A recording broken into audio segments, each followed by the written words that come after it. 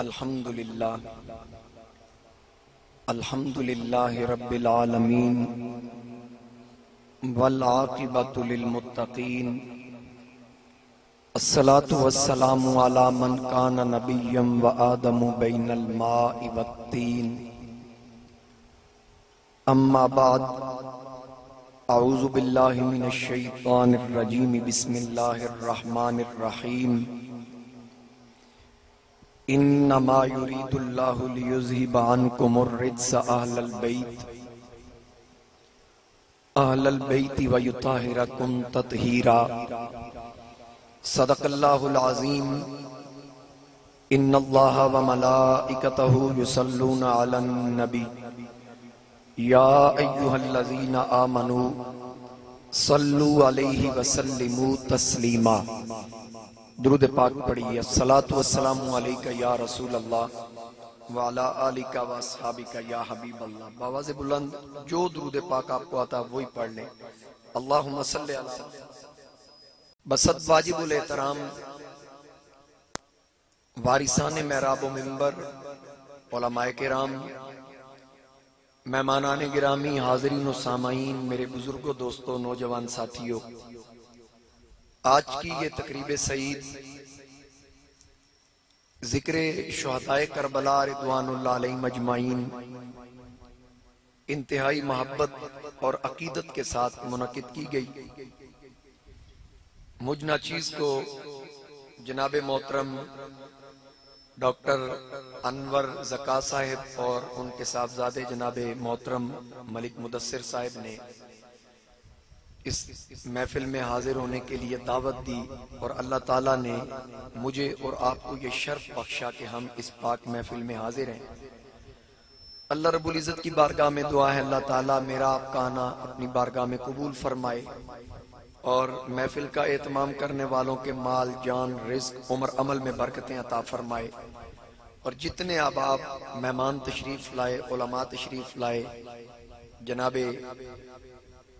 فاضل جلیل خطیب ملت حضرت علامہ مولانا محمد آصف ترابی صاحب، آپ نے خطاب بھی سنا اور آپ تشریف فرما ہیں، اور میرے دائیں طرف بہت ہی اچھا انداز تکلم رکھنے والے خطیب، نوجوان خطیب اور اہل سنت و جماعت کے ایک ابھرتے ہوئے خطیب جناب حضرت علامہ مولانا حافظ و قاری گلزیب صاحب، آپ تشریف فرما ہیں۔ زینت القراء استاذ الحفاظ والقراء قاری محمد اخلاق نقشبندی صاحب، آپ بھی تشریف فرما ہیں۔ اللہ پاک ہم سب کا یہاں آنا قبول فرمائے اور سب کے لیے آخرت میں بخشش کا سبب بنائے۔ میرے دیرینہ مہربان جناب محترم میاں اختر صاحب، میاں امجد صاحب، ان کے بزرگوں کے ساتھ میرے بزرگوں کے تعلقات تھے۔ اس محفل کی وجہ سے آج ان کے ساتھ بھی ملاقات کا موقع ملا۔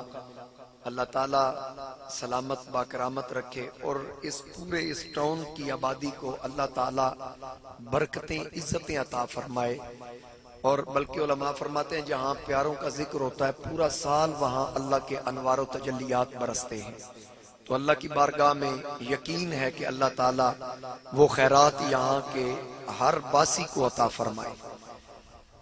تو مجھ سے پہلے آپ نے خطاب بھی سن لیا، اور عبد الرحمن صاحب بھی پہلے نقابت کے فرائض سر انجام دیتے رہے، انہوں نے بھی اپنے انداز میں بیان کیا۔ اللہ سب کے سوز و گداز میں برکتیں عطا فرمائے۔ جو مقدس کلمات میں نے تلاوت کرنے کی سعادت حاصل کی، جس میں اللہ رب العزت نے ارشاد فرمایا انما یرید اللہ لیذہب عنکم الرجس اہل البیت ویطہرکم تطہیرا، اس کا صرف میں مفہوم عرض کر دوں، ہر مسلمان جانتا ہے کہ اس کا ترجمہ کیا ہے، اکثر علماء بیان کرتے ہیں، خطباء، حفاظ، قراء۔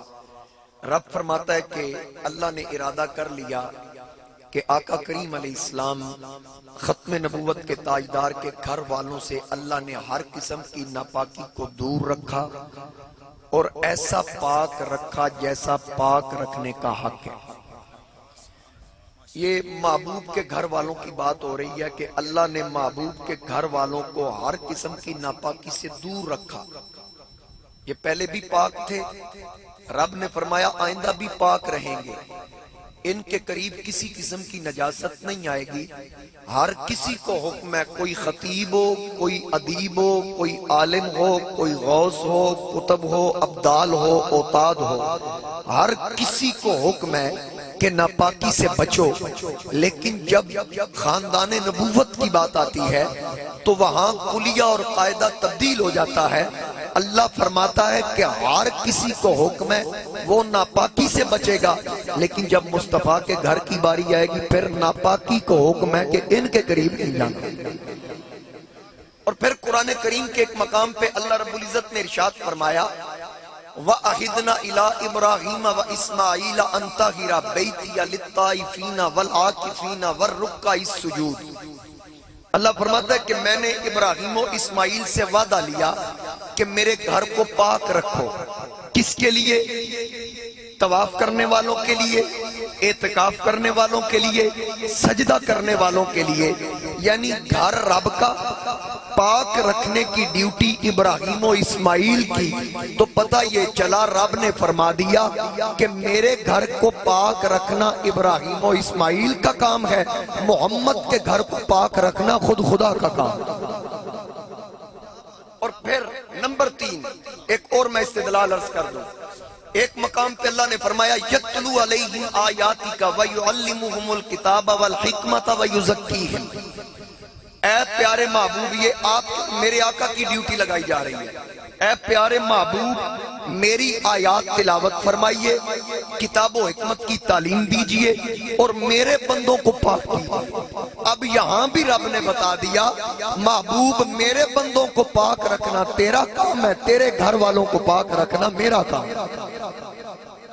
اچھا پھر جس کو رب پاک رکھے، جس کو رب پاک رکھے، وہاں تو تصور نہیں کیا جا سکتا کوئی ہلکی سی نجاست بھی ان کے قریب آ سکے۔ میں ایک مثال دے کے عرض کرتا ہوں۔ میرے مصطفیٰ کریم علیہ السلام کی زوجہ محترمہ ام المؤمنین جناب سیدہ عائشہ صدیقہ رضی اللہ تعالی عنہا، آپ پر غزوہ بنی مستلق سے واپسی پر جب آپ پیچھے رہ گئی، پھر مدینہ شریف پہنچی، بات لمبی ہے بالکل شارٹ کر دوں۔ ایک منافق نے، عبداللہ ابن ابی نے آپ پہ انگلی اٹھائی، اس بات کو بڑا طول دیا، بڑی ہوا دی، مدینہ میں اس کو بڑا پھیلایا۔ تو آقا کریم علیہ السلام نے عدل و انصاف کے تقاضے پورے کرنے کے لیے حضور علیہ السلام نے اپنے قریبی صحابہ سے آرات طلب فرمائی۔ جناب سیدنا فاروق اعظم سے پوچھا، اب عدل و انصاف کا تقاضا دیکھیے کہ حضور علیہ السلام صدیق اکبر سے حضرت عائشہ کے بارے میں رائے نہیں مانگ رہے۔ کیوں نہیں مانگ رہے؟ کیونکہ وہ صدیقہ کے باپ ہیں، جناب عائشہ صدیقہ کے والد ہیں، اس لیے ان سے گواہی نہیں طلب کی۔ حضرت عمر سے پوچھا کہ اے عمر، تیری میری عائشہ کے بارے میں کیا رائے ہے؟ حضرت عمر نے عرض کی آقا جناب عائشہ کے ساتھ آپ کا رشتہ میں نے کروایا ہے؟ عرض کی نہیں۔ نبی علیہ السلام نے فرمایا نہیں۔ حضرت عمر نے عرض کی پھر کس نے کروایا؟ ہم نے آپ سے سنا ہے کہ آپ نے جہاں جہاں بیٹیوں کے رشتے کیے اللہ کے حکم سے، جہاں جہاں آپ نے نکاح کیا اللہ کے حکم سے، تو گویا کہ آپ کا رشتہ جناب عائشہ سے اللہ نے کروایا ہے۔ تو پھر جو انتخاب ہی خدا کا ہو تو پھر اس کا انتخاب کیسا ہوگا؟ جو سمجھ آ جائے تو سبحان اللہ کہہ سکتے ہیں، میری طرف سے آپ کو اجازت ہے۔ بندہ نیچے بیٹھا ہو یہ مطلب نہیں وہی سبحان اللہ کہتا، جو کرسی پہ بیٹھتا وہ بھی کہہ سکتا ہے۔ تو بات عرض کر رہا ہوں، پھر جناب فاروق اعظم نے عرض کی یا رسول اللہ صلی اللہ علیہ وآلہ وسلم، مجھے یہ پتا ہے کہ آپ کے جسم عطر کے نزدیک چھوٹی سی گندی مکھی نہیں آ سکتی۔ اللہ نے اس کو پابند کیا کہ محبوب کے قریب نہیں جانا، اور یہ میرے نبی علیہ السلام کا معجزہ آج تک، آج بھی اللہ آپ کو در رسول کی حاضری کا شرف عطا فرمائے، وہاں آج بھی روضہ رسول کے قریب بھی مکھی نہیں پھٹ سکتی، بالکل آپ اس کو تسلی سے دیکھ سکتے ہیں۔ تو جناب عمر نے عرض کی آقا جس رب نے ایک چھوٹی سی مکھی کو آپ سے دور رکھا تو کوئی ناپاک وجود آپ کے قریب کیسے آنے دے گا؟ جناب عائشہ میں کوئی ایسی بات ہوتی تو رب قرآن نازل کر دیتا، اور حضرت عمر نے کہا سبحانک ھذا بہتان عظیم۔ یہ الفاظ جناب عمر کی زبان سے نکلے، اللہ تعالیٰ نے وہی قرآن بنا کے نازل کر۔ اس لیے میرے نبی علیہ السلام نے فرمایا الحق یجری علی لسان عمر، عمر کی زبان پہ حق جاری۔ پھر جناب عثمان غنی سے پوچھا عثمان تیری میری عائشہ کے بارے میں کیا رائے ہے؟ اب ترتیب سے پوچھ رہے ہیں نا حضور، ترتیب بھی بتا رہے ہیں، ترتیب کیا ہے؟ ذرا مسکرا کے کہیے سبحان اللہ۔ جناب عثمان سے پوچھا کہ اے عثمان آپ بتائیے میری عائشہ کے بارے میں رائے۔ عرض کی آقا اللہ نے آپ کا سایہ نہیں بنایا۔ کیوں نہیں بنایا؟ کہ آپ کا سایہ کسی ناپاک جگہ پہ نہ پڑے یا کوئی ناپاک پیر سائے کے اوپر نہ آئے۔ تو جو سائے کے ساتھ ناپاکی برداشت نہیں کرتا آپ کے بستر پہ برداشت کرے گا؟ آقا عائشہ پاک ہے۔ پھر جناب حضرت علی سے پوچھا، مولا کائنات علی شیر خدا نے عرض کی یا رسول اللہ ایک دن آپ نے اچانک اپنے نالین اتارے، تو میں نے پوچھا آقا اپنے نالین کیوں اتارے؟ تو آپ نے فرمایا میرے نالین کے نیچے ایک جوں لگ کے وہ پھس گئی، اس کے بعد اس میں سے خون نکلا، مجھے اللہ نے آرڈر کیا معبود جوڑے اپنے قدموں سے ہٹائیے، اس کے نیچے نجاست لگی ہے۔ اب جوں کی صورت میں میرے نبی کے جوڑے کے نیچے نجاست لگ جائے، حضرت علی کہتے ہیں رب برداشت نہیں کرتا، جو جوتے کے نیچے برداشت نہیں کرتا بستر کے اوپر کیسے برداشت کرے گا؟ اس لیے یا رسول اللہ جناب عائشہ پاک ہے۔ اب میرے مصطفیٰ کریم علیہ السلام نے پہلے فرما دیا تھا میں اپنے گھر والوں کے حوالے سے بھلائی کے علاوہ کچھ نہیں جانتا، بہتری کے علاوہ کچھ نہیں جانتا۔ جب یہ آرام مکمل ہو گئی پھر میرے رب نے قرآن کی 18 آیتیں، سورہ نور کی 18 آیات جناب عائشہ صدیقہ کی شان میں نازل فرمائی۔ یعنی گھر والوں کے نزدیک اور گھر والوں میں سب سے پہلے سر فہرست ازواج مطہرات ہے، اور یہ حکم ہے ہی ازواج مطہرات کے لیے۔ اولین مصداق حضور علیہ السلام کی ازواج ہیں، کیونکہ اگر اس آیت کو پڑھے نا، یہ میں نے درمیان سے تلاوت کی، اس کا سیاق و سباق بھی یہی بتا رہا ہے، اور اوپر جو بات چلتی آ رہی ہے یا نساء النبی لستن کاحد من النساء، اے محبوب آپ کی بیویوں جیسی کائنات میں کوئی عورت ہے ہی۔ اب یہ کلمات ذرا ذوق لیجئے کہ نبی کی بیوی جیسی کائنات میں کوئی عورت نہیں۔ اب ان میں سے کماری تو ایک ہے جناب عائشہ صدیقہ، باقی جتنی ازواج ہیں، جتنی حضور علیہ السلام کی بیوی ہیں، ان میں سے کوئی بیوہ ہے، کوئی طلاق یافتہ ہے۔ تو سرکار کی زوجہ محترمہ بننے کا جن کو شرف حاصل ہوا، رب نے فرمایا محبوب ان کی مثل کائنات میں ہے ہی کوئی نہیں۔ مجھے کہنے دیجئے کہ جب پہلے خامدوں کے ساتھ رہی تو مثل تھی، جب محمد کے ساتھ لگی تو رب نے بیویوں کو بھی بے مثل بنا دیا۔ تو جو مصطفیٰ کی بیوی کی مثل کوئی نہیں ہو سکتا، محمد مصطفیٰ کی مثل کیسے ہو سکتی؟ اور پھر جناب عائشہ صدیقہ اور جناب خدیجہ الکبریٰ، یہ دو ازواج، ان کے جو خصائص خاصے ہیں نا وہ کسی اور میں نہیں۔ اور بڑے غور سے سنیے گا، جناب عائشہ صدیقہ کا یہ خاصہ ہے، یہ واحد خاتون ہے جو کنواری حضور کے نکاح میں ہے، یہ ان کا خاصہ ہے۔ باقی جتنی ازواج ہیں یا بیوہ ہیں یا طلاق یافتہ ہیں، ایک کنواری خاتون جناب عائشہ، یہ ان کا خاصہ ہے۔ خاصہ اس کو کہتے ہیں جو کسی دوسرے میں نہ پایا جائے۔ اور پھر یہ جناب عائشہ کا خاصہ ہے کہ وہ حضور کے نکاح میں کنواری آئیں، اور جناب خدیجہ کا جو خاصہ ہے وہ کیا ہے کہ حضور خود ان کے نکاح میں کنواری ہیں، یہ ان کا خاصہ۔ اور حضور نبی کریم علیہ السلام جناب خدیجہ پاک کو یاد کرتے جب آپ وصال فرما گئیں، اور آپ کی موجودگی میں نبی کریم علیہ السلام نے دوسرا نکاح نہیں فرمایا۔ کبھی یاد فرماتے، گوشت تقسیم کرتے تو کہتے میری خدیجہ کی فلاں سہیلی کو دے کے آؤ، یہ میری خدیجہ کی فلاں سہیلی کو دے کے آؤ۔ پوچھا جاتا آقا ابھی آپ خدیجہ کو بھولے نہیں؟ حضور علیہ السلام نے فرمایا کیسے بھول جاؤں جس کے بطن سے اللہ نے مجھے فاطمہ جیسی بیٹی عطا کی، میں اس خدیجہ کو کیسے بھول جاؤں؟ ساری اولاد جناب ابراہیم بن محمد کے علاوہ وہ ماریہ قبطیہ کے شکم میں سے آئے، باقی آقا کریم علیہ السلام کی ساری اولاد جناب حضرت خدیجہ الکبریٰ کے شکم اطہر سے پیدا ہوئی۔ اب میرے مصطفیٰ کریم علیہ السلام کا گھرانہ پاک، اب وجہ تو آپ جان گئے ہوں گے، پڑھے لکھے لوگ ہیں، کہ حضور علیہ السلام کے گھرانے کے قریب، گھر کے نزدیک ناپاکی نہیں آ سکتی۔ کیوں نہیں آ سکتی؟ کیونکہ حضور کا گھر ہے، یعنی حضور کی وجہ سے نہیں آ سکتی۔ بات سمجھ گئے ہیں نا؟ اب حضور کی وجہ سے حضور کے گھر کے نزدیک ناپاکی نہیں آ سکتی، تو حضور کے نزدیک آ سکتی ہے؟ سوچا بھی نہیں جا سکتا، کیونکہ حضور کی وجہ سے ان کے گھر کے نزدیک نہیں آ سکتی۔ تو پھر سرکار کے قریب تو سوچنا بھی یہ گناہ سمجھتا ہوں کہ ان کے نزدیک کیسے آئے گی۔ جس کی وجہ سے گھر پاک ہو تو پھر اس ابے کا کیا مقام ہوگا؟ پھر ماننا پڑے گا نا جن 1,24,000 نے بیعت کر کے مصطفیٰ سے کلمے پڑے وہ وجود سارے کے سارے ہی پاک تھے۔ اور پھر جو انتخاب خدا کا ہو، سرکار نے فرمایا میرے صحابہ کو اللہ نے میرے لیے چنا ہے، جو انتخاب ہی خدا کا ہو اور جو میرے مصطفیٰ کے قریب آئے، جس کے گھر کے نزدیک ناپاکی نہیں آ سکتی اس کے قریب کیسے آ سکتی ہے؟ تو یہ سارے وجود پاک تھے نا۔ جس کو پیر کلمہ پڑھائے، مولوی کلمہ پڑھائے، خطیب کلمہ پڑھائے، مجتہد کلمہ پڑھائے، اس کے ایمان پہ شک کوئی نہ کرے، تو جس کو کلمے والا خود کلمہ پڑھائے، جس کو کلمے والا خود کلمہ پڑھائے۔ اچھا پھر دیکھیے یہاں علماء موجود ہیں، میں ان کا سہارا لے کے ایک بات عرض کر دوں۔ اگر کسی غیر مسلم کے پاس جگہ ہونا مسجد کے ساتھ متصل، وہ غیر مسلم کہے کہ میں یہ جگہ آپ کو دیتا ہوں، اس کو مسجد میں شامل کر لو، حکم یہ ہے کہ وہ پہلے کلمہ پڑھے گا، دائرہ اسلام میں داخل ہوگا، پھر وہ بھی پاک، اس کا مال بھی پاک، وگرنہ اس کی دی ہوئی جگہ آپ مسجد میں شامل نہیں کر سکتے۔ اب پتہ یہ چلا کہ جو خود پاک نہیں، اس کا دیا ہوا مال بھی پاک نہیں، تو پھر اس ابو بکر کا مال کتنا پاک تھا جس کی دی ہوئی جگہ پہ میرے نبی نے مسجد نبوی کی تعمیر کی تھی، اور پھر اس عثمان کا مال کتنا پاک ہوگا جس کی دی ہوئی جگہ پہ حضور علیہ السلام نے توسیع فرما دی۔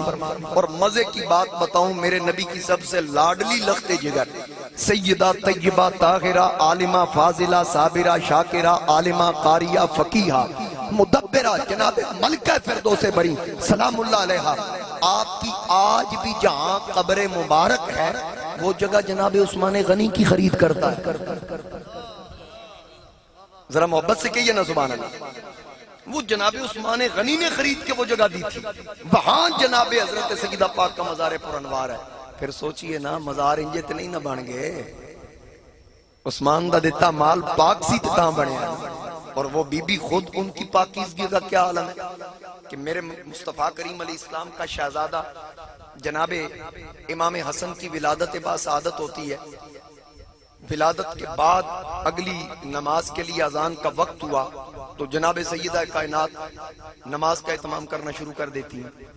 خواتین دیکھتی ہیں کہ ابھی بیٹا پیدا ہوا ہے، یہ تو نماز کی تیاری میں، مصلی بچھایا، اگلی نماز پڑھ رہی ہیں، تو پوچھا گیا یا رسول اللہ آپ کی شہزادی ابھی تو حسن پیدا ہوئے، ہمارے یہاں تو زیادہ سے زیادہ 40 دن ہم نہ عبادت کر سکتی ہیں نہ تلاوت، تو یہ آپ کی شہزادی تو نماز پڑھ رہی ہے۔ آقا کریم علیہ السلام نے فرمایا میری بیٹی انسانی حور ہے، میری بیٹی انسانی حور ہے، دنیا کی کوئی عورت پورا مہینہ لگاتار عبادت نہیں کر سکتی، کچھ ایام ایسے ہوتے ہیں نہ تلاوت کر سکتی ہے نہ عبادت کر سکتی ہے۔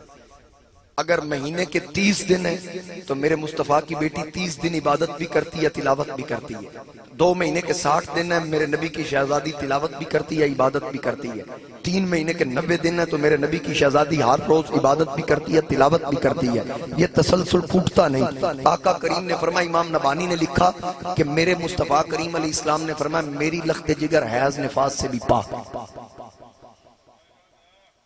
اب آپ بزرگ، اب آپ تشریف فرما ہے، میں ایک مسئلہ عرض کر کے بات کو آگے بڑھاتا ہوں کہ ایک عورت وہ جس کے پیٹ میں بچہ ہو وہ پورا مہینہ لگاتار عبادت کر سکتی ہے، کیونکہ جب اس کے شکم میں بچہ آ جاتا ہے نا تو وہ ماہانہ جو اس کا خون ہوتا ہے اسی سے بچے کی گروتھ ہوتی ہے، اسی سے وہ بچہ بڑھتا ہے۔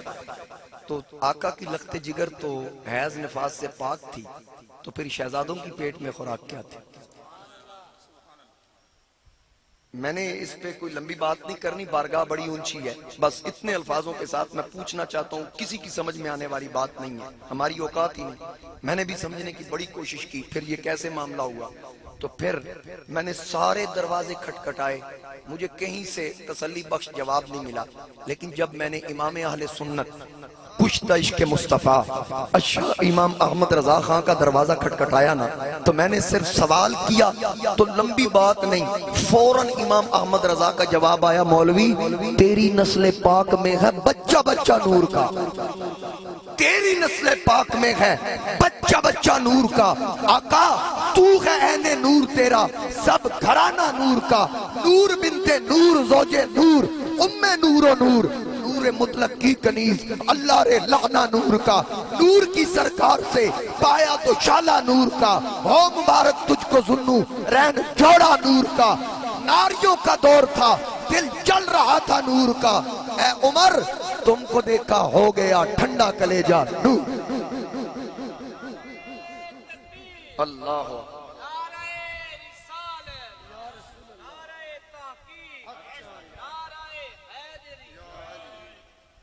یہ ان کی پاکیزگی کا عالم ہے، اور کسی قسم کی نجاست ناپاکی ان کے قریب نہیں آ سکتی۔ ان کے قریب وہی آئے گا جو پاک ہوگا، پاک ہونے سے پہلے ان کے قریب کوئی نہیں آ سکتا۔ میں نے 2009 میں ایک پمفلٹ مدینہ شریف میں پڑھا تھا، پہلے بھی اکثر دوستوں کے ساتھ یہ شیئر کرتا رہتا ہوں، چلیں تحدیث نعمت کے طور پر میں آپ سے بھی عرض کر دوں کہ وہاں پر مدینہ شریف میں مسجد نبوی کا اے سی سسٹم اب آپ جانتے ہیں جنہوں نے زیارت کی، بہت بڑا وہاں پروجیکٹ ہے، تو ایک ایریے کا اے سی سسٹم خراب ہو گیا۔ وہاں جو مسلمان انجینئرز تھے وہ آئے، انہوں نے چیک کیا، مکینک آئے، لیکن کچھ سمجھ نہ آئے۔ اس کا جو مین موجد تھا نا اس سسٹم کا، وہ انگریز تھا۔ اس کو انہوں نے کمپلین کی، وہ آیا مدینہ شریف شہر کے اندر، تو چونکہ کافر داخل نہیں ہو سکتا غیر مسلم، وہ باہر بیٹھ کر کیمرے کے ذریعے وہ ہدایات جاری کرتا رہا، لیکن پھر بھی فالٹ جو تھا وہ نہیں پکڑا جا سکا۔ آخر اس نے کہا جی مجھے وہاں جانا پڑے گا۔ جب یہ کہا تو گورنر سے اجازت طلب کی، اس نے کہا جناب غیر مسلم تو مسجد نبوی نہیں جا سکتا، شرعی طور پر یہ پابندی ہے۔ اس نے کہا جی میں جب تک نہیں جاؤں گا پھر وہ مسئلہ حل نہیں ہوگا۔ اب انہوں نے یہ کیس جو ان کی اسلامی نظریاتی کونسل ہے اس کے وہاں پیش کر دیا کہ بتائیے جی اس کے حوالے سے کیا جواب ہے۔ انہوں نے کہا ٹھیک ہے، کیونکہ شرعی عذر موجود ہے، اس کا آنا ضروری ہے، تو اس کو اجازت دے دی جائے۔ لیکن وہ رات کو جب مسجد نبوی عشاء کی نماز کے بعد بند ہوتی ہے نا، اس وقت وہ آئے، اس سائیڈ پہ آئے جس طرف اس نے جانا ہے، چپ کر کے اندر جائے، اپنا کام کرے اور وہیں سے واپس لوٹ جائے۔ طے ہو گیا۔ اب جب وہ بندہ مسجد نبوی کے لیے روانہ ہوا، مسجد نبوی کے پاس آ کے اس کی گاڑی رکی، انگریز تھا، تو انہوں نے کہا وہاں ریسیو کرنے والوں نے جناب تشریف لائیے۔ اس نے پیر باہر نکالا نا تو ایسے کر کے دائیں بائیں اوپر نیچے دیکھا، تو پھر کیا تھا جب مسجد نبوی کے دیدار مینار نظر آئے، اللہ کی رحمت کے آثار نظر آئے، اس نے پاؤں باہر رکھنے سے پہلے ہی واپس کر لیا۔ جب واپس کیا تو پوچھا بھائی نکلو نا باہر، اس نے کہا اشہد ان لا الہ الا اللہ و اشہد ان محمدن عبدہ و رسولہ، کلمہ پڑھا، اللہ کی توحید، میرے نبی کی نبوت اور رسالت کی گواہی دی، پھر پیر باہر رکھا۔ پوچھا گیا جناب کیا ہوا؟ کہتا بس جب میں نے یہ جلوے دیکھے، یہ نظارے دیکھے جو پہلے سنے ہوئے تھے، جب آنکھ سے دیکھے تو میرے اندر سے کسی نے آواز دی یہ پاک جگہ ہے، ارے سر کا موقع ہے، او جانے والے پہلے محمد کا کلمہ پڑھ، یہاں پیر رکھنے کے قابل تو پھر بنے۔ اب جو اپنے محبوب کے ناپاک وجود اپنے محبوب کے در کے نزدیک نہیں آنے دیتا، محمد کے گھر کے نزدیک کیسے آنے دیتا؟ اس لیے تیری نسل پاک میں ہے بچہ بچہ نور کا، تو ہے عین نور، تیرا سب گھرانہ نور کا۔ اسی لیے میرے امام نے کہا یزید پلید ہے، یزید فاسق ہے، یزید فاجر ہے، یزید شرابی ہے، یزید زانی ہے۔ تو جو ہاتھ کبھی مصطفیٰ نے چوما ہو، کبھی مرتضیٰ نے چوما ہو، کبھی زہرا نے چوما ہو، کبھی حسن مجتبیٰ نے چوما ہو، وہ ہاتھ کسی پلید کے ہاتھ میں کیسے جا سکتا؟ اس لیے آپ نے انکار کر دیا، ڈٹ گئے کہ ایسا فاسق و فاجر مومنوں کا امیر نہیں ہو سکتا، ایسا فاسق و فاجر شرابی اور میرے مصطفیٰ کریم علیہ السلام کی شریعت کو بدلنے والا میں خبردار کسی مومن کا امیر نہیں بننے دوں گا، اور اگر میں اس کی تائید کروں تو اپنے آپ کو مجرم سمجھتا ہوں۔ میرے امام عالی مقام نے ڈٹ کر کہا کہ خبردار میں اس کی بیعت نہیں کروں گا۔ اور پھر کسی نے کہا کہ آپ بند کمرے میں کر لیں، فرمایا میدان کے بندے ہیں، میں علی کا بیٹا ہوں، فاتح خیبر کا بیٹا ہوں، ہم جو بات تخت پہ کرنے کے قائل ہیں وہ بھی وہی بات ہم تختہ دار پہ کرنے کے قائل ہیں۔ بالکل یہ تمہاری بھول ہے۔ حضرت امام علی مقام نے انکار کر دیا۔ اب وہاں سے مدینہ طیبہ سے آپ نے ہجرت فرمائی، لڑائی کے لیے نہیں۔ میں اکثر کہا کرتا ہوں، میرے والد صاحب کا جملہ ہے کہ امام حسین اگر لڑائی کے لیے جاتے تو لشکر لے کے جاتے، اصغر لے کے نہ جاتے۔ علماء بیٹھے ہیں، قتال کے اور جنگ کے کچھ اصول اور قواعد و ضوابط ہیں۔ اگر مجاہد ساتھ قرآن پاک لے کر جائے گا تو قرآن پاک کی بے ادبی ہوگی، بے حرمتی ہوگی، تو اس کا ذمہ دار وہ ہوگا جو لے کے گیا۔ تو امام علی مقام قرآن پاک لے جا کر بتا رہے ہیں کہ لڑنے نہیں گئے۔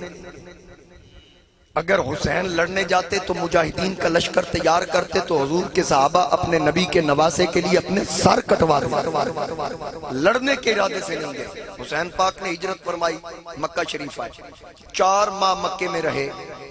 ہمیں یہ تو بتایا جاتا ہے کہ مدینہ سے کربلا چلے گئے، مکہ کو سکپ کیوں کیا جاتا ہے؟ اس کی وجہ یہ ہے کہ 4 ماہ آپ نے امامت خود کروائی، صحابہ نے امام حسین کے پیچھے نمازیں پڑھی۔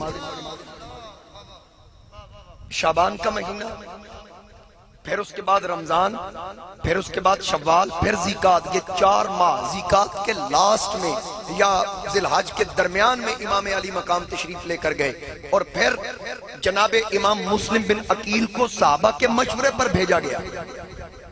وگرنہ حسین پاک تو ڈائریکٹ جانا چاہ رہے ہیں کہ کوفی خط لکھ رہے ہیں کہ میں وہاں چلا جاتا ہوں، وہاں ہزاروں کی تعداد ہے۔ اور پھر ایک اور بات بھی سمجھ لیں، بعض لوگ یہ کہہ دیتے ہیں کہ صحابہ نے منع کیا کہ حسین نہ جاؤ، حسین ضد پہ آ گئے۔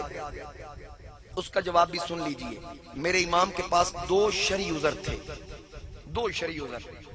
ایک یہ کہ آپ نے فرمایا، سر شہادتین کے اندر حضرت شاہ عبدالعزیز محدث دہلوی لکھ رہے ہیں کہ مولا علی پاک کا آپ نے فرمان جو انہوں نے حضور سے سنا تھا کہ حضرت علی نے فرمایا کہ ایک دمبے کی صورت میں مکہ کی عظمت کو پامال کیا جائے گا۔ امام حسین نے فرمایا میں مکہ اس لیے چھوڑ رہا ہوں کہ انہوں دمبا میں نہ بن جاؤں، نمبر 1۔ دوسرا یہ کہ کوفی خط لکھ رہے ہیں، کل بروز قیامت رب نے پوچھنا ہے کہ جس نے ظالم اور جابر کو تسلیم کیا اس سے پوچھا جائے گا تو نے ظالم کو تسلیم کیوں کیا؟ جب کوفیوں کو لایا جائے گا یہ کہیں گے ہم تو حسین کو بلاتے رہے، یہ آئے ہی نہیں۔ ان کے پاس عذر ہوگا تو میرے پاس کیا عذر ہوگا؟ اس لیے امام کا جانا ضروری تھا، یہ شرعی عذر۔ اور امام علی مقام کو حضرت عبداللہ ابن عباس اور ابو سعید خدری نے کہا کہ خود نہ جائیں، ہم میں سے کسی کو بھیج دیں۔ فرمایا پھر میں تم میں سے کسی کو نہیں بھیجوں گا۔ پھر کون جائے گا؟ کہا میں اپنے چچا کے بیٹے کو بھیجوں گا۔ اس کا کیا مطلب تھا؟ اس کا مطلب یہ تھا کہ اس شہادت کی خبریں تو بچپن میں مل چکی تھی، حسین کو کنفرم تھا میں نے شہید ہونا ہے۔ اور میرے امام علی مقام نے مروان کا جواب دیا تھا مدینے میں، اس نے کہا ہم تمہیں قتل کروا دیں گے یزید کی بیعت نہیں کرو گے تو میرے امام نے کہا کہ تیرا باپ بھی یہ نہیں کر سکتا، کیونکہ میرے نانا نے کہا ہے حسین مدینے میں نہیں کربلا میں شہید، تو میری شہادت کربلا میں۔ تو حسین پاک کو پتا تھا جنگ صفین سے واپسی مولا علی نے ان جگہوں کی نشاندہی کی تھی کہ یہاں خیمے لگیں گے، یہاں سواریاں باندھی جائیں گی، یہاں حسین کا سر کاٹا جائے گا۔ حضرت علی نے یہ ساری باتیں بتا دی تھی، گویا کہ حسین پاک کو پتا تھا۔ اور یہ ایسی شہادت ہے جو شہادت سے پہلے بیان بھی ہوئی اور بیان نبیوں کے خطیب نے کی، اور پھر یہ بیان کرتے ہوئے نبیوں کے سردار روئے بھی۔ یہ ایسی شہادت ہے جو شہادت ہونے سے پہلے رلا دیتی تھی۔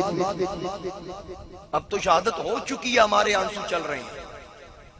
تو امام علی مقام کو کنفرم تھا۔ آپ نے اس لیے امام مسلم بن عقیل کا انتخاب کیا کہ اگر میں اپنے نانا کے کسی صحابی کو بھیجوں تو ظاہر ہے اس نے بھی بلانا ہے جیسے مسلم بن عقیل بلائیں گے، تو اگر صحابی کے خط لکھنے پر میں گیا تو کل کو لوگ یزید کو اتنی لان تان نہیں کریں گے جتنی میرے نانا کے صحابہ پہ انگلیاں اٹھیں گی کہ صحابہ نے خط لکھ کے بلا کے نبی کا نواسہ مروا دیا۔ حسین پاک نے فرمایا نہ میرے نبی کے صحابہ، نہ میرے نانا کے غلاموں، میں تمہیں نہیں بھیجوں گا، میں تمہاری عزت کا تحفظ کرنے والا ہوں۔ یعنی پتہ یہ چلا حسین سر کٹا کے اسلام کا بھی تحفظ کر گیا اور نبی کے صحابہ کی عزت کا بھی تحفظ کر گیا، ان کی عظمت والی چادر بھی داغدار ہونے سے بچا گیا۔ اور پھر مسلم بن عقیل تشریف لے گئے، وہاں انہوں نے جا کر بیعت طلب کی، ہزاروں لوگوں نے بیعت کی، ہزاروں لوگوں نے بیعت کی۔ لیکن امام مسلم جب خط لکھ چکے حسین پاک کو تشریف لائیں، لوگ ہمارے ساتھ ہیں، پھر حالات بدل گئے۔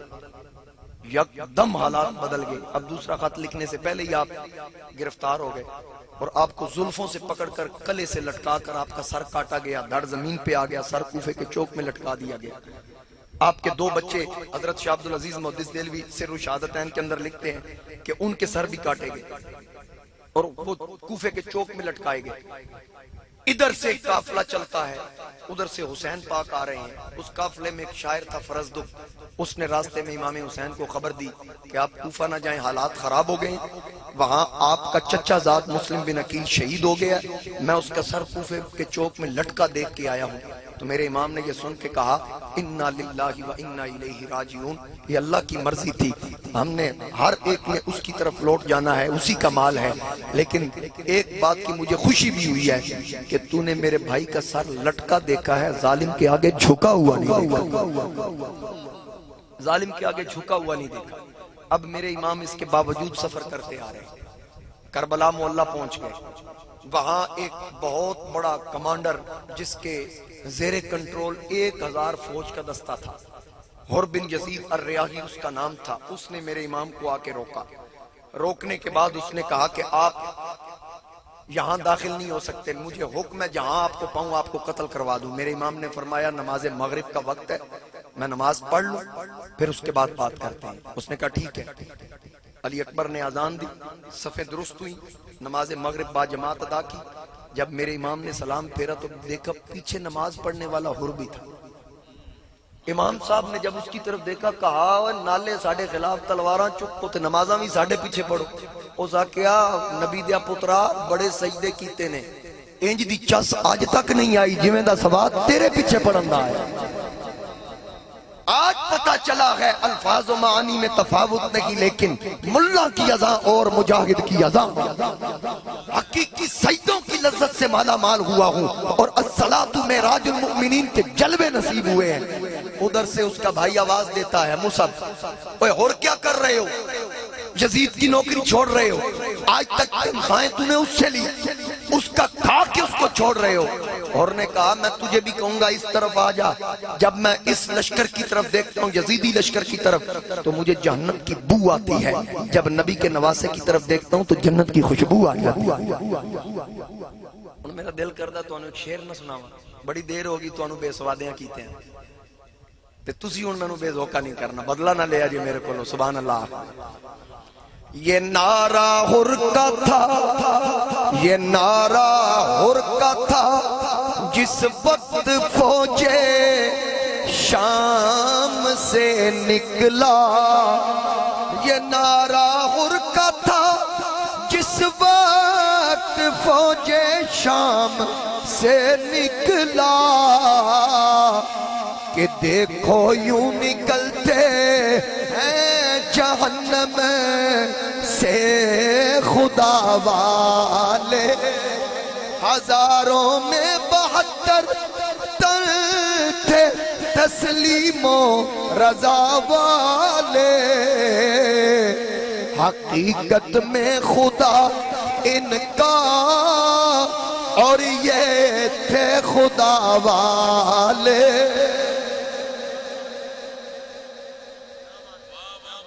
رانجھا صاحب تشریف فرمائے, یہ ہر جمعہ میرے پاس پڑھتے ہیں, یہی ان کی رہائش ہے. ان سے پوچھیں میں جمعے پہ یہ شعر پڑھتا ہوں تو پھر کیا وہاں نظارہ ہوتا ہے دیکھنے. تسی ذرا چلو اگر انگریزی سبحان اللہ کہہ سکتے تو بھی کہہ دو, سانو تے آندی نہیں انگریزی چیز دا ترجمہ کی بندا ہے. اللہ پاک ہے جی, محبت نال ایک باری کہہ دو سبحان اللہ. اب حر نے کیا کہا کہ دیکھو یوں نکلتے ہیں جہنم سے خدا والے. کسی نے جب وطن پوچھا تو یوں حضرت نے فرمایا, کسی نے جب وطن پوچھا تو یوں حضرت نے فرمایا, مدینہ والے کہلاتے تھے اب ہیں کربلا والے.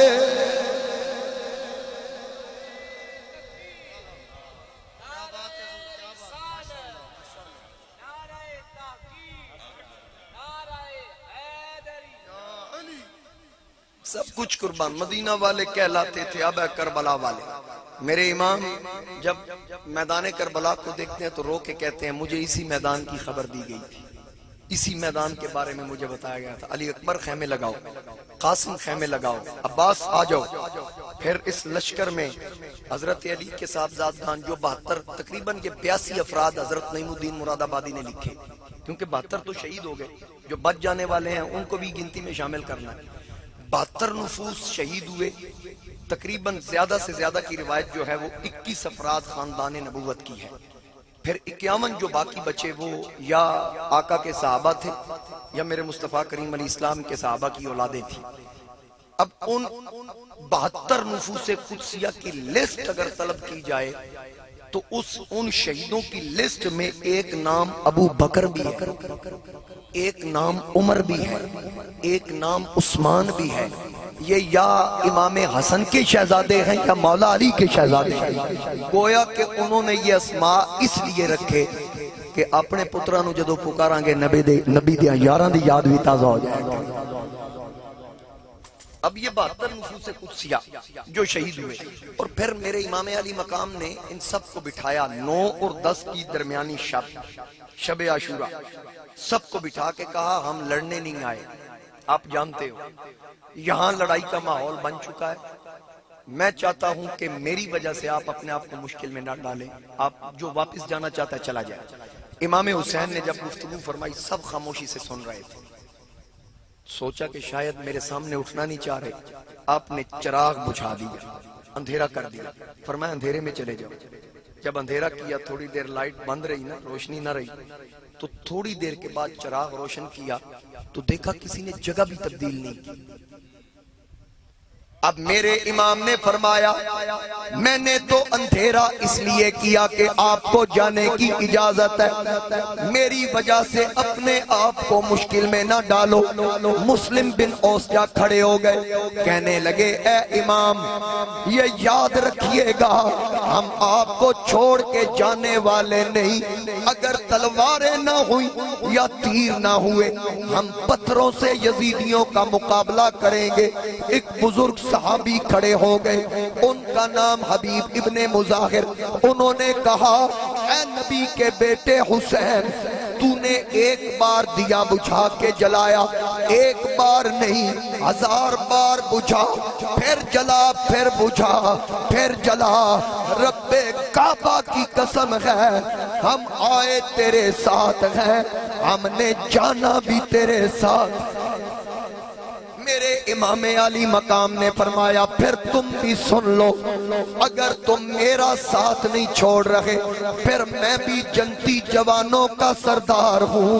میں اس وقت تک قیامت والے دن جنت میں پیر نہ رکھوں گا جب تک تم سب کی بخشش نہ کروا. یہاں میرے چراغے گولڑا حضرت پیر نصیر الدین نصیر فرماتے ہیں کہ یا حسین ابن علی جھوم کر ہم جو سنائیں گے ترانہ تیرا, جھوم کر ہم جو سنائیں گے ترانہ تیرا, بخش دے گا تیری خاطر ہمیں نانا تیرا, بخش دے گا تیری خاطر ہمیں نانا تیرا. یا رسول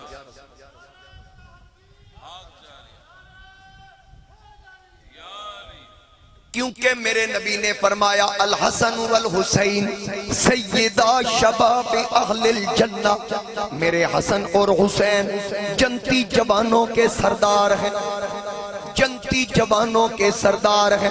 ایک دن میرے آقا نے دونوں شہزادوں کو جھولی میں بٹھایا.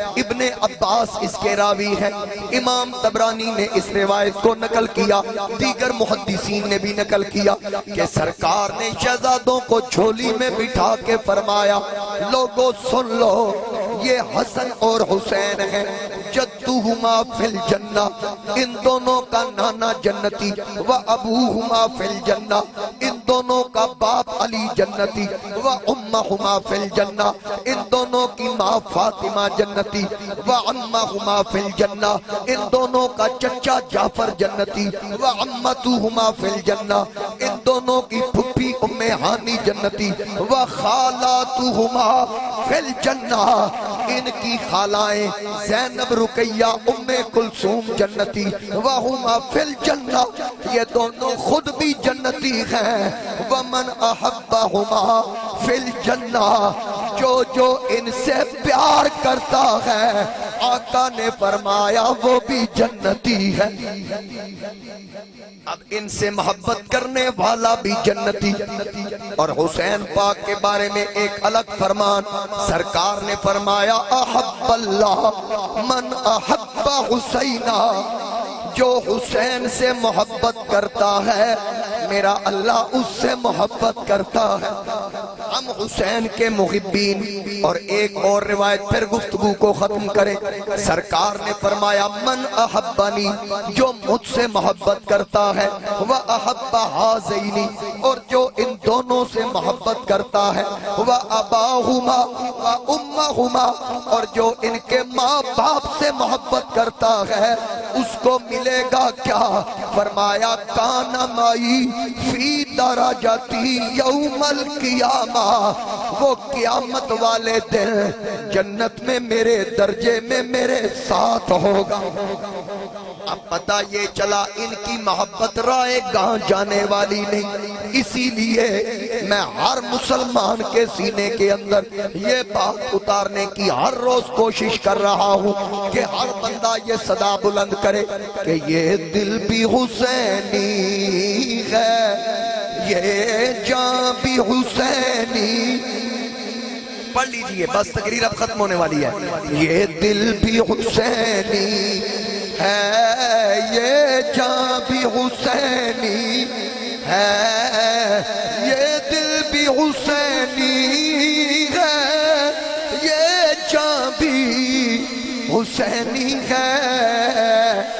الحمد کے اپنا تو ایمان بھی حسینی ہے، الحمد کے اپنا تو ایمان بھی حسینی ہے۔ اور کوئی مانے یا نہ مانے اپنا تو عقیدہ ہے، کوئی مانے یا نہ مانے اپنا تو عقیدہ ہے۔ ہر قاری کے ہونٹوں پر قرآن بھی حسینی۔ اب اس شعر کا کیا مطلب کہ قرآن بھی حسینی ہے؟ مطلب یہ کہ جس قرآن کی بقا کے لیے حسین نے سر کٹایا ہم وہی قرآن پڑھ رہے ہیں۔ ہر قاری کے ہونٹوں پر قرآن بھی،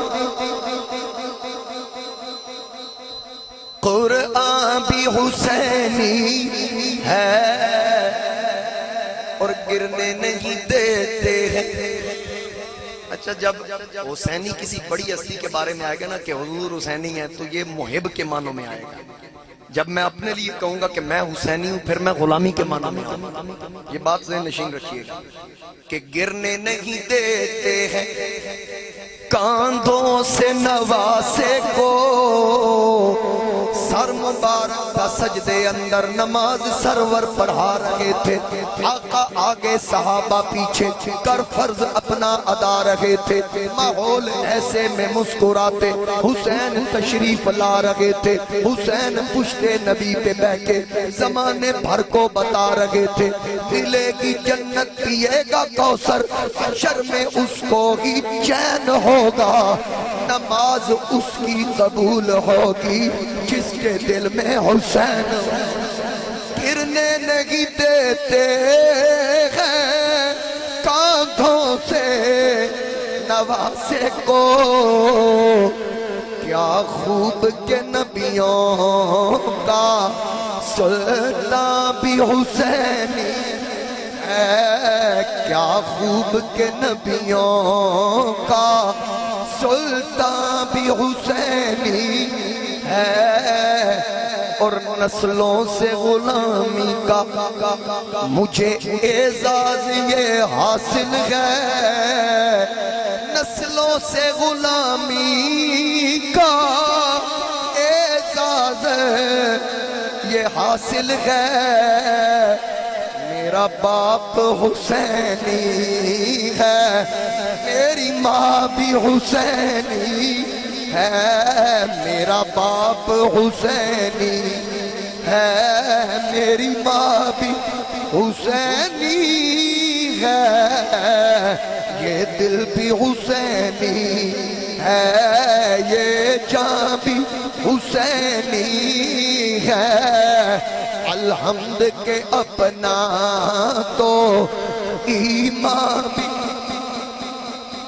اب آپ کو بات سمجھ آ گئی، جو کبھی آقا کے لعاب چوسنے والا، کبھی وہ حسین میرے نبی کی چھاتی پہ بیٹھنے والا، کبھی دوش نبوت کی سواری کرنے والا، مدینے کی گلیوں کی سیر کرنے والا، جب دین پہ مشکل وقت آیا تو حسین نے یہ یاد کر کے بات کو ایسے راستہ سیف راستہ انتخاب کرنے کی بجائے کہ میں تو دوش نبوت کا سوار تھا، میں تو زبانیں چوسنے والا تھا، میں تو آستانہ عالیہ مدینہ شریف کا گدی نشین ہوں، نا جب دین پہ مشکل وقت آیا حسین نے کہا لوگوں یاد رکھنا، علی اکبر کٹوا دوں گا، قاسم کٹوا دوں گا، عباس کے بازو قلم کروا دوں گا، 6 ماہ کا اصغر قربان کر کے اپنا سر سجدے میں کٹواؤں گا، لیکن نانا کے دین پہ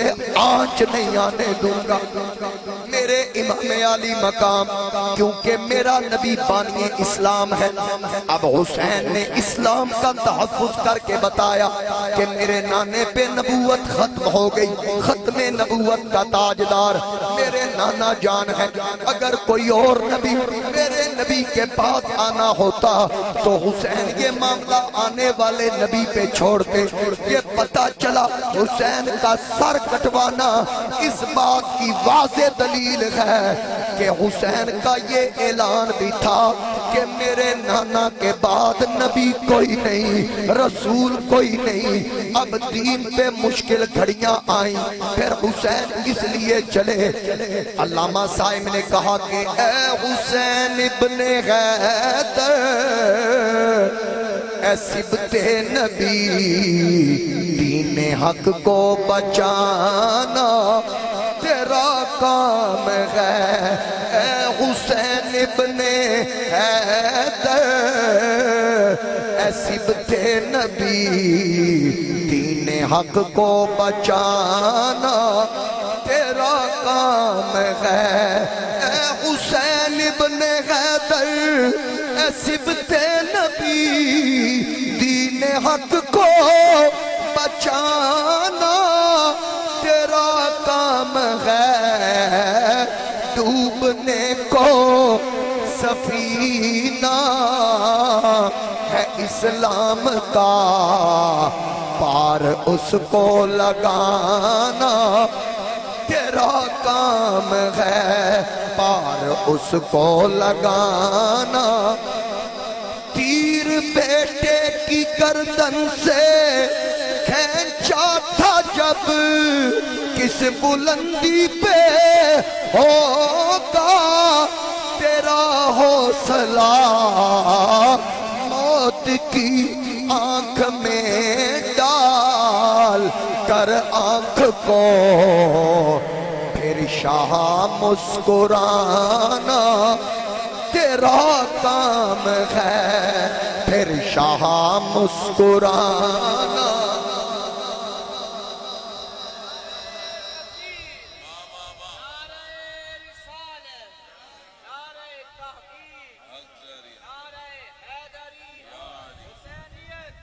یہ آپ لوگوں کا ذوق ہے جو مجھ سے اتنی لمبی تقریر کروا گیا، آپ نے جو حکم دیا اس کو میں پینڈنگ کر رہا ہوں جمعہ کے لیے، کیونکہ وہ ٹاپک ہی الگ ہے، موضوع الگ ہے۔ چلے میں کوشش کرتا ہوں۔ تو میرے مصطفیٰ کریم علیہ السلام کے شہزادے نے سجدے میں سر کٹوا دیا، اور پھر وہ سجدہ بھی کیسا تھا، سر سجدے میں رکھ کے کاٹا گیا، سر نیزے کی نوک پہ بلند ہوا، دھاڑ عبادت میں، سر تلاوت میں مصروف ہو گیا، اور پھر جو کرتا ہوا دنیا سے جائے گا۔ حضرت عثمان غنی تلاوت کرتے ہوئے دنیا سے گئے، قیامت کو تلاوت کرتے اٹھے۔ امام حسین سجدے میں سر رکھ کے گئے، قیامت والے دن سجدے میں اٹھیں گے۔ حضرت پیر نصیر الدین نصیر فرماتے ہیں جس کی جرت پر جہان رنگ و بو سجدے میں، آج وہ رمزاش نائے سر ہو سجدے میں۔ اور پھر آگے کیا فرمایا، اللہ اللہ تیرا سجدہ اے شبیہ مصطفیٰ جیسے خود ذات پیمبر ہو بہو سجدے میں۔ ابن زہرا تیری اس شان عبادت کو سلام، سر پہ قاتل آ چکا ہے اور تو سجدے میں۔ اے حسین ابن علی تجھ کو مبارک یہ عروج، اے حسین ابن علی تجھ کو مبارک یہ عروج، آج تو اپنے خدا کے روبرو سجدے میں ہے۔ اور پھر جب سر سجدے میں ہو، قرآن کے الفاظ ہیں، میں اس کا عربی متن نہیں پڑھتا، وہ سجدے والی آیت ہے، تو سجدہ واجب نہ ہو جائے، اتنے فرض بڑے ہو کے ادا کر دینے میں واجب نہ پا جاؤں، میں ترجمہ کر دیتا ہوں۔ رب فرماتا ہے اور سجدہ کرو میرے قریب ہو جاؤ، تو پھر یعنی بتا رہا ہے اس کا حکم کہ سجدے میں رب کا قرب ملتا ہے۔ تو حسین کا سجدہ، ہر ساجد جتنا لمبا سجدہ کرے سر اٹھاتا ہے، حسین کو 14 صدیوں ہونے والی ہیں، سجدے میں سر گیا آج تک اٹھایا نہیں۔ یہاں پیر صاحب فرماتے ہیں کہ عابد حسین ہے، معبود خدا ہے۔ اب عابد اور معبود کی جو بات ہو رہی ہے، پیر صاحب فرماتے ہیں کون جانے، کون سمجھے، کون سمجھائے نصیر عابد و معبود کی جو گفتگو سجدے میں ہے، عابد و معبود کی جو گفتگو سجدے میں ہے۔ اب میرے مصطفیٰ کریم علیہ السلام کے نواسے کا سر کاٹا گیا، اور جتنے نفوس ذبح کروائے، 72 نفوس عام طور پہ مشہور ہیں، 72 نفوس قدسیہ تھے، زیادہ کی روایت بھی ہے ویسے، بہرحال عام طور پر یہی مشہور ہے کہ 72 نفوس قدسیہ، جنازے بھی خود کندھوں پر اٹھا کر لائے، لاشیں بھی ٹھکانے خود لگائیں، پردہ دار بیویوں کو واضح نصیحت بھی خود فرمائی، اپنا سر بھی کٹوایا۔ حسین کسی مقام پہ حسین کے قدموں کو لغزش نہ آئی، اس کی وجہ کیا تھی؟ سر سے لے کر ناف تک حسن میرے نبی کی تصویر تھے، ناف سے لے کر پاؤں تک حسین میرے نبی کی شبیہ تھے۔ شاید ناف سے پاؤں تک حسین شبیہ تھا اس لیے کہ یہ قدم کسی مقام پہ ڈولے نہ، ان قدموں کو استقامت رہے، اس لیے یہ شبیہ رسول ناف سے پیروں تک الگ الگ ہوں۔ ایک حسن ہے، دوسرا حسین ہے، اکٹھے ہو جائیں تو نانا کی تصویر سامنے آ جاتی ہے۔ پھر میرے مصطفیٰ کریم علیہ السلام کی تصویر یعنی مشابہت حضور علیہ السلام سے رکھنے والا، سرکار کے چہرے کا تو آپ کو پتہ ہے نا، کبھی رب فرماتا والضحیٰ، کبھی فرماتا واللیل اذا سجا، اور پھر محبوب مسکراتے ہیں تو وہ فرماتا یاسین، کمبل اوڑھ کے کھڑے ہوتے ہیں تو فرماتا یا ایھا المزمل، وہی کمبل اوڑھ کے لیٹ جائیں تو وہ فرماتا یا ایھا المدثر قم فانذر، محبوب اٹھئے، چادر اوڑھنے والے اٹھئے، لوگوں کو ڈرائیے۔ تو پھر وہ محبوب جب ماتھے پہ پیشانی کا بل آئے تو وہ فرماتا ہے طٰہٰ ما انزلنا علیک القرآن لتشقیٰ، جب محبوب کے سینے کی بات آئے تو وہ فرماتا ہے الم نشرح لک صدرک۔ مجھے حکم ملا ہے اس لیے میں اس طرف آگے ہوں تھوڑا سا۔ تو پھر آپ یہ دیکھیں کہ جس کی ایک ایک ادا کا ذکر قرآن میں ہو، جس کے ہاتھوں کی باری آئے تو فرماتا ہے ید اللہ فوق ایدیہم، محبوب جنہوں نے تیرے ہاتھ پہ بیعت کی، یہ تیرا ہاتھ نہیں، یہ اللہ کا ید قدرت ہے، ید اللہ کی فوق ایدیہم، یہ اللہ کے ہاتھ پہ بیعت ہے۔ اور پھر جس محبوب کے پیر شہر میں لگے تو رب فرماتا لا اقسم بہذا البلد وَأَنْتَ خِلٌّ بِهَذَا الْبَلَدِ، مجھے اس شہر کی قسم جس شہر کی گلی آپ کے پیروں کی تلی چومتی۔ اب پتہ یہ چلا کہ ایک ایک حرف سجن دے نادا دس دا وانگ قرآن، ہر دم یاد سجن وچ رہنا ساڈا اے ہو ورد زبانے، صورت یار دی ویند ویندیاں رہنا کل عملاں دی جانے آزم ساڈا دین کی پوچھنا ہے ساڈا اے ہو دین ایمان ہے جس نبی کے چہرے کا ذکر قرآن کے اندر وہ چہرہ کون سا چہرہ جس چہرے جیسا کسی کا چہرہ نہیں ہر نبی کی شان وراء الورا ہر نبی اپنی مثال آپ لیکن میرے نبی جبریل سے خود پوچھتے ہیں اے جبریل بتا سارے نبیوں کی زیارت کی کوئی میرے جیسا بھی دیکھا ہے عرض کی یا رسول اللہ ہر نبی اپنی مثال آپ ہر نبی اللہ کا سونا پر کملی والے آقا میں نے آپ جیسا حسین کائنات میں دیکھا ہی کوئی نہیں جب سرکار کو جبریل یہ کہہ رہا ہے کہ آپ جیسا کوئی نہیں پھر میں نے تخیلات کی دنیا میں جبریل سے پوچھا اے جبریل ذرا بتا تو صحیح تو نے کیسے دیکھا ہے تو جبریل کی ترجمانی سرائکی کا شاعر کر کے کہتا ہے نقاب مکتوں لہا کے ڈٹھائے نقاب مکتوں لہا کے ڈٹھائے میں رج کے ڈٹھائے نجا کے ڈٹھائے نقاب مکتوں لہا کے ڈٹھائے میں رج کے ڈٹھائے نجا کے ڈٹھائے او ایڈا سونے مثال کوئی نہیں او ایڈا سونے مثال کوئی نہیں خدا بھی نیڑے بلا کے ڈٹ وہ اتنا حسین یہ خوشاب کا شاعر سرائے کی شاعر کہہ رہا ہے رج کے ڈٹھا اگر سمجھ نہیں آئی پھر سنا دوں نقاب مکتوں لہا کے ڈٹھا میں رج کے ڈٹھا نجا کے ڈٹھا نقاب مکتوں لہا کے ڈٹھا میں رج کے ڈٹھا نجا کے ڈٹھا او ایڈا سونا مثال کوئی نہیں وَأَحْسَنُ مِنْكَ لَمْ تَرَ قَطُّ عَيْنِي وَأَجْمَلُ مِنْكَ لَمْ تَلِدِ النِّسَاءُ خُلِقْتَ مُبَرَّأً مِنْ كُلِّ عَيْبٍ كَأَنَّكَ قَدْ خُلِقْتَ كَمَا تَشَاءُ يَا صَاحِبَ الْجَمَالِ وَيَا سَيِّدَ الْبَشَرِ مِنْ وَجْهِكَ الْمُنِيرِ لَقَدْ نُوِّرَ الْقَمَرُ لَا يُمْكِنُ الثَّنَاءُ كَمَا كَانَ حَقُّهُ بعد خدا بزرگ تو ہی قصہ مختصر اگر سمجھ نہیں آئی تو ذرا اردو کی بولی میں سمجھا دوں میرے امام نے کہا سرور کہوں کہ مالک و مولا کہوں تجھے باغ خلیل کا گل زیبا کہوں تجھے تیرے تو وصف عیب تنادی سے ہیں بری حیران ہوں میرے شاہ کیا کیا کہوں تجھے لیکن رضا نے ختم سخن اس پہ کر دیا او ایڈا سونا مثال کوئی نہیں او ایڈا سونا مثال کوئی نہیں اگر اردو کی بھی سمجھ نہیں آئی سادہ بندوں کو سمجھا دوں کسی نے کیا خوب کہا کہ تیبہ والموم آیا تیبہ والموم آیا ایک سونا تو لگنے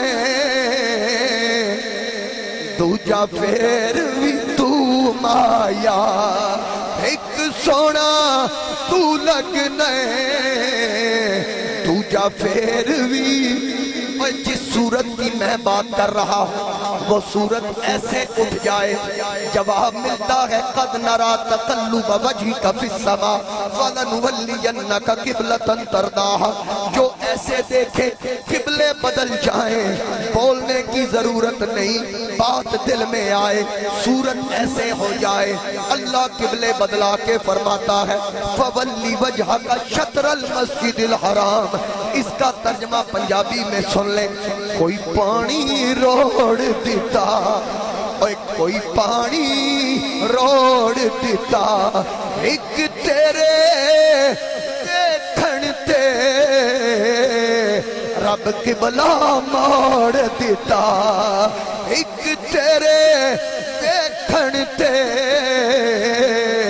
رب قبلہ موڑ دیتا کوئی مثل نہیں ڈھولن دی کوئی مثل نہیں ڈھولن دی چپ کر مہر علی ایتھے جا نہیں بولن دی ایتھے جا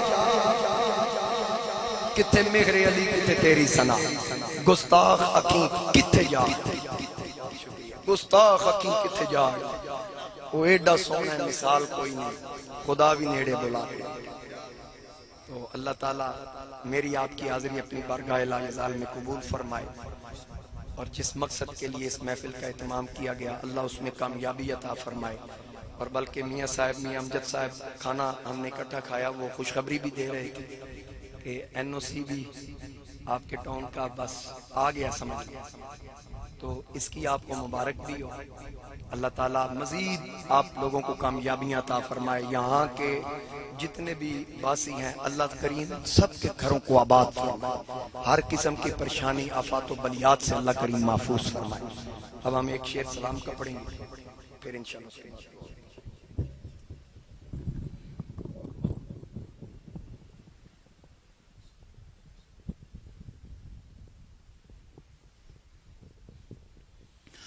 مصطفیٰ جان رحمت پہ لاکھوں سلام شمع بز میں ہدایت پہ لاکھوں سلام شمع بز میں ہدایت پہ لاکھوں سلام آسیوں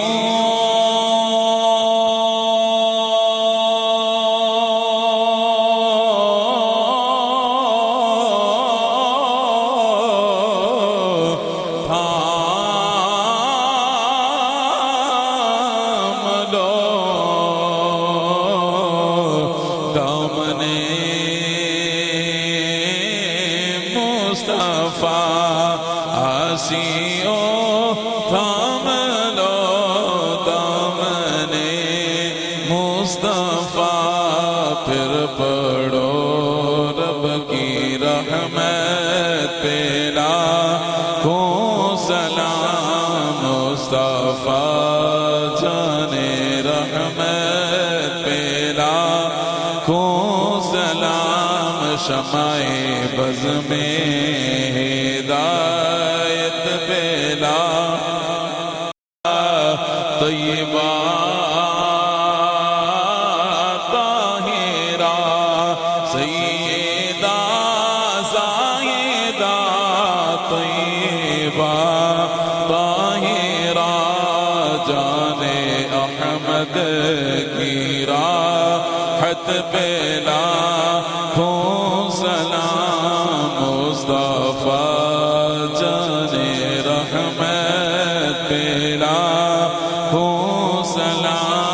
شمع بز میں ہدایت بلا یا الہی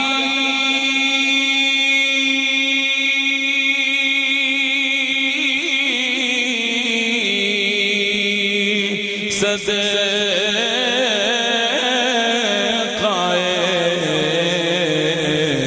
آل رسول اور یہ سلام عاجزانہ ہو قبول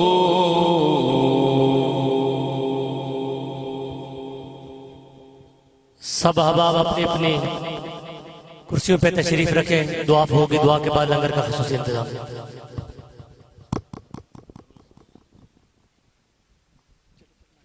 اللہم صلی علی محمد وعلی آل محمد وبارک وسلم یا ربی بالمصطفیٰ بلغ مقاصدنا واغفر لنا ما مضى یا واسع الکرم الہی بحق بنی فاطمہ کے برقول ایمان کنی خاتمہ اگر دعوت امرت کنی ور قبول منو دست دامان آل رسول میرے مولا جمیع حاضرین کی حاضری اپنی بارگاہ میں قبول فرما جتنے احباب تیرے محبوب کے نواسوں کا ذکر سننے کے بعد دامن پھیلا کر تیری بارگاہ سے مانگ رہے ہیں میرے مولا کل کی جھولیاں بھر دے کوئی خالی نہ جائے.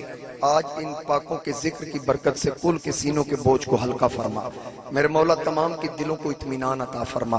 الہ العالمین کوئی بیمار ہے، کسی کا کوئی عزیز بیمار ہے، بیمار کربلا کے صدقے تمام مریضوں کو شفا کامل عطا فرما. کوئی بے اولاد ہے تو اسے نیک صالح اولاد عطا فرما.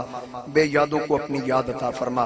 مدثر صاحب کے بچوں کو صحت والی لمبی عمر عطا فرما، اور ان کو بھی اپنے باپ کی طرح آقا کریم علیہ السلام کے دین کا خدمتگار بنا.